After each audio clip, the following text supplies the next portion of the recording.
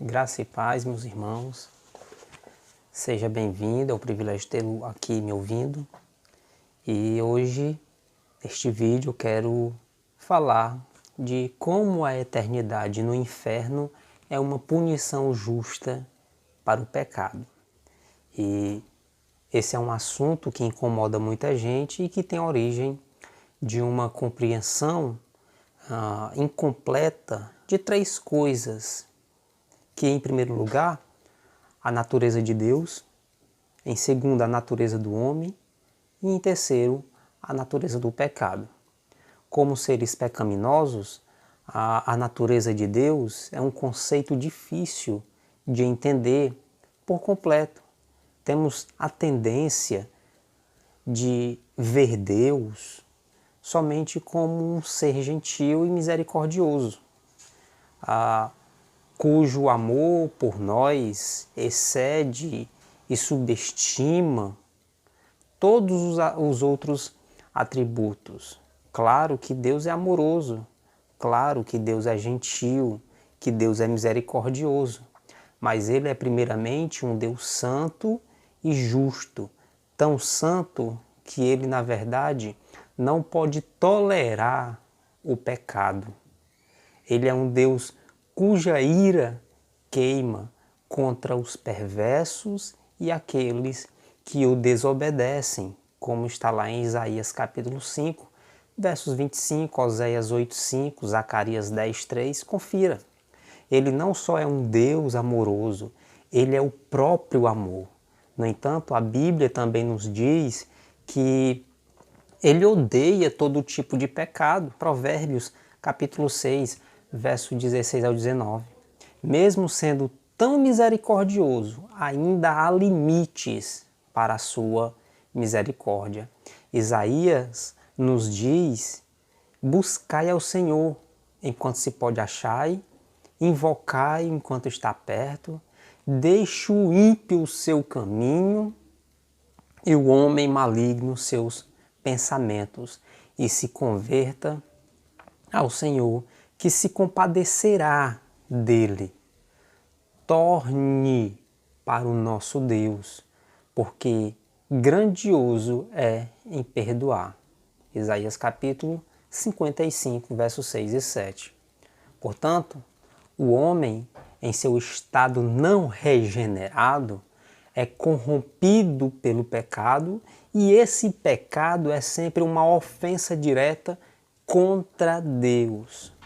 Quando Davi pecou, meus irmãos, ao cometer ali adultério com Batseba e assassinar o seu esposo Urias, ele respondeu com uma oração interessantíssima.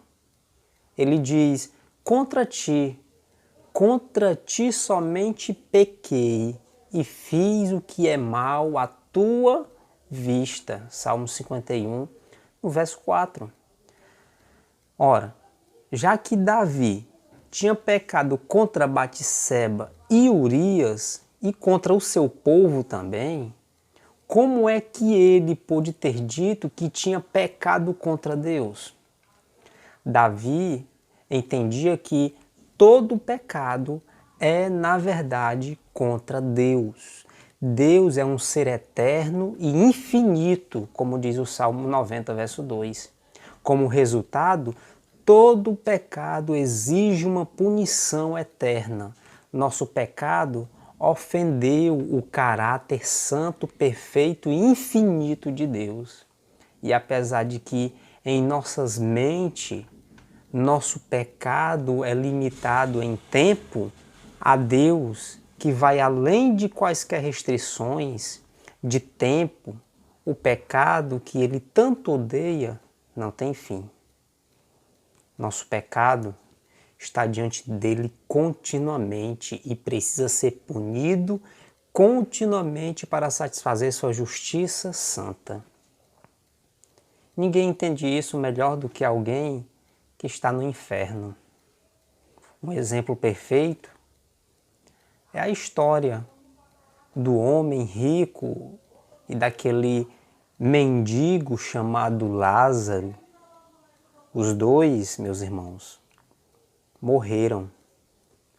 e o homem rico foi para o inferno, enquanto Lázaro foi para o céu, que é chamado seio de Abraão em Lucas 16.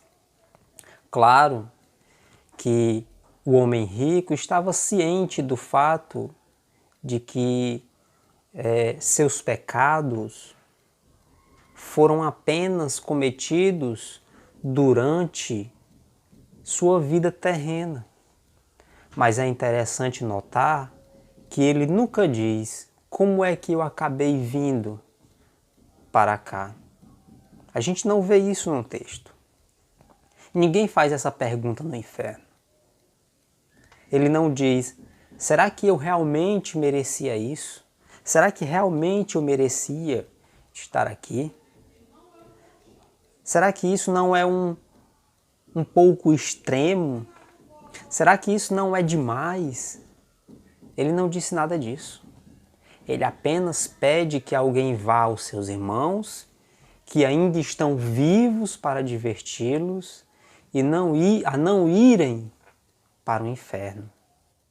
Como um homem rico, todo pecador tem uma realização completa de sua miséria no inferno, assim como uma consciência bem informada, completamente ciente e sensível, a qual se torna, meus irmãos, seu próprio termômetro.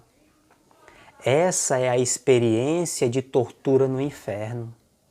Uma alma bem ciente de seu pecado, juntamente com uma consciência continuamente a acusar, martelando constantemente, sem qualquer alívio.